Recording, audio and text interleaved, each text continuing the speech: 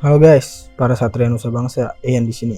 Kali ini saya mau berbagi pengalaman saya setelah menonton film Sultan Agung.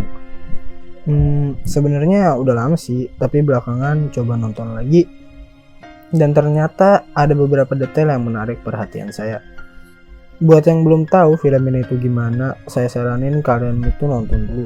Biar apa? Ya biar nggak kena spoiler tentunya. Tapi kalau kalian suka dengan spoiler ya monggo lanjut aja. Jadi film Besutan Hanung Bramantyo ini sebenarnya udah rilis di tahun 2018 tuh. Filmnya menceritakan Sultan Mataram ketiga, Mataram Islam ya, yang biasa kita kenal dengan nama Sultan Agung. Beliau ini memerintah tepatnya pada tahun 1613 sampai 1645. Kalau nama aslinya itu Raden Mas Rangsang. Jujur aja saya nonton film ini tuh awalnya ya karena memang saya suka film kolosal aja gitu. Apalagi jarangnya nemu film dengan genre semacam ini di negeri sendiri, membuat saya menaruh perhatian lebih dan ekspektasi yang tinggi juga mengenai film ini. Dan tokoh Sultan Agung ini yang diangkat di film ini menurut saya sangat menarik. Karena yang saya tahu beliau ini selain menjadi raja besar di Jawa pada masanya, tapi juga dikenal sebagai Senopati Ingala, atau kalau diterjemahin itu kira-kira artinya panglima yang terampil gitu. Nah, sebagai seorang yang tumbuh dengan cerita kesatria dan heroik, sebenarnya saya cukup menaruh perhatian dengan karakter kesatria Jawa. Karena ya memang saya jarang menemukan film yang mengangkat hal demikian gitu. Paling-paling cuma sinetron yang tahu sendirilah ya, banyak nurutin kemauan penontonnya gitu. Berhubung film ini tuh rasanya udah saya banget gitu, jadi saya mau sedikit membahas potret kesatria Jawa yang berhasil saya temukan setelah lebih dari 2 jam menyaksikan dengan hikmat ya sih. Jadi melalui film ini kita diajak buat menyelami lebih dalam tokoh yang dikenal sebagai Sultan Agung ini. Ya walaupun nggak sepenuhnya akurat secara historis sih, tapi seenggaknya potret kesatria Jawa yang disajikan dalam film ini bisa dibilang udah sesuai lah dengan bayangan saya selama ini. Lebih-lebih yang akan saya bahas ini boleh dibilang juga sebagai potret kesatria Jawa ideal yang direpresentasikan oleh Sultan Agung itu sendiri. Oke, tanpa berlama-lama lagi, langsung aja kita masuk ke pembahasan kita. Yang pertama, berani membela kebenaran. Kalau soal ini sih udah jelas banget ya. Ya, kesatria memang harus beginilah ya. Kita semua pasti setuju dan udah sesuai dengan bayangan kita mengenai kesatria itu seperti apa. Nah, jadi kesatria itu agaknya memang harus heroik, harus berani membela kebenaran dan menjunjung keadilan. Ya dimanapun pasti digambarkan seperti itu. Nah, kalau Mas Rangsang ini dia juga begitu. Nah, contohnya aja ketika dia melihat pengungsi dari Bedang Wetan yang diperlakukan semena-mena oleh Randu dan kawan-kawannya. Tanpa pikir panjang, Mas Rangsang langsung ingin terjun menghentikan keributan. Dan terjadilah pergelutan di sana. Yang akhirnya ditenangkan oleh gurunya. Lanjut yang kedua, berbudi dan berbudaya. Seorang satria barangkali lebih banyak menghabiskan waktu untuk mengasah bela diri atau kanuragan, tapi tidak dengan Mas Rangsang. Dikirim ke Padepokan Jejeran, membuatnya juga harus mempelajari berbagai ilmu dan budaya Jawa, di samping harus mengasah kecakapannya dalam pertarungan. Sepanjang film kita diperlihatkan tuh bagaimana sikap Mas Rangsang terhadap guru dan orang lain. Walaupun sebenarnya dia pangeran, tapi tidak pernah lupa menghormati orang lain, apalagi para sepuh. Ya, dia aja sampai minta maaf ke si Randu itu ya setelah terlibat pertengkaran. Nah, jadi sebagai seorang pangeran Mataram, sebenarnya banyak mara bahaya yang bisa mengancam nyawa pangeran kalau terus menetap di kerajaan. Nah, ini itu membuat Mas Rangsang harus dikirim ke Padepokan dengan maksud menyembunyikan identitasnya sebagai seorang pangeran Mataram. Dari sini sebenarnya kita udah bisa melihat maksud dari ayah Mas Rangsang ini bukan hanya demi menjaga nyawa putranya, tapi juga membentuk sosok pemimpin yang cakap dengan kemampuan kepemimpinan yang baik serta dapat memahami rakyatnya sendiri nantinya. Bahkan di akhir cerita kita diberitahu kalau Sultan Agung lah yang menciptakan kalender Jawa dan menulis ulang sastra gending.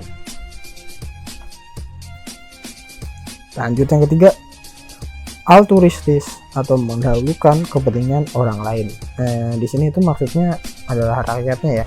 Nah, di tengah film kita itu diberitahu kalau sebenarnya Mas Rangsang itu menolak takdirnya sebagai seorang satria dan lebih memilih untuk menjadi ulama.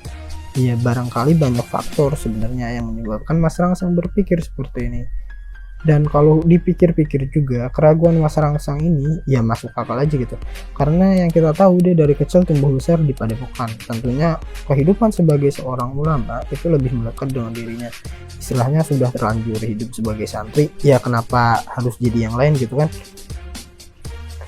Terlebih di Padepokan Jejeran, Mas Rangsang ini diceritakan juga udah terlanjur jatuh cinta dengan Lembayung, seorang anak putri kepala desa, yang membuatnya makin berat untuk meninggalkan Padepokan karena terpaksa harus menikahi gadis yang dipilihkan ayahnya untuk melanjutkan garis keturunan keraton miliknya.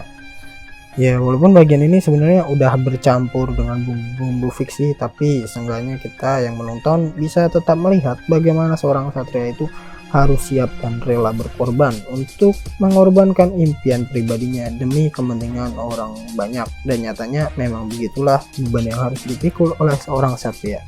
Lebih-lebih lagi sosok yang ditakdirkan sebagai pemimpin seperti Mas Rangsang ini. Nah, lanjut ini adalah yang terakhir. Nah, ini itu bagian yang paling penting deh, dan agaknya itu juga menjadi sorotan utama dalam film ini. Ya, rasa cinta terhadap Lembayung. Bukan. Salah. Maksudnya rasa cinta terhadap tanah air, nasionalis dan patriotis. Sebenarnya saya juga bingung sih harus disebut gimana biar tepat, karena kan kalau kita lihat nasionalisme dan patriotisme itu belum ada di masa kerajaan seperti ini. Mungkin juga lebih tepatnya dibilang menjunjung tinggi kehormatan gitu. Seperti yang kita tahu kalau tindakan satria itu akan selalu bertumpu pada istilah for honor dan for glory gitu, atau bisa dibilang demi kehormatan dan kemuliaan yang abadi. Tapi karena saya rasa hakikatnya sama aja, jadi rasanya nggak berlebihan dan mengada-ngada juga kalau dibilang semangat semacam ini yang mendorong paham nasionalisme dan patriotisme yang kita kenal pada masa ini. Jadi kalau di film ini, ketimbang harus tunduk pada VOC dan jadi budak oleh mereka, Mas Rangsang yang sudah naik tahta ini lebih memilih kalau putra-putra Mataram mati sebagai bangsa yang bermartabat karena melawan musuh-musuh mereka sampai titik darah penghabisan. Dari sini kita juga melihat ucapan ikonik yang selalu dikatakan oleh Mas Rangsang pada setiap orasinya, yaitu mukti atau mati, atau yang kalau diterjemahin artinya adalah menang atau mati. Dengan menyebut Asmo Gusti Keng Akaryo Jagat, aku titahkan kalian untuk mukti utawa mati neng Sunda Kelapa.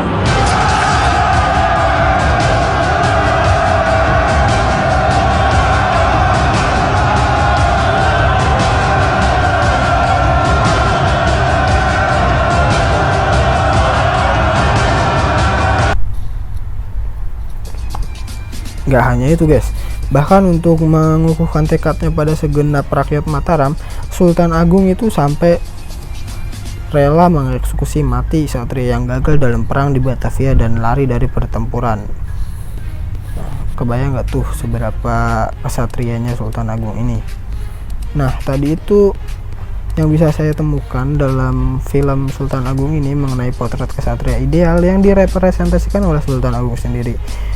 Itu tadi pembahasannya. Oke guys, sekiranya itu saja.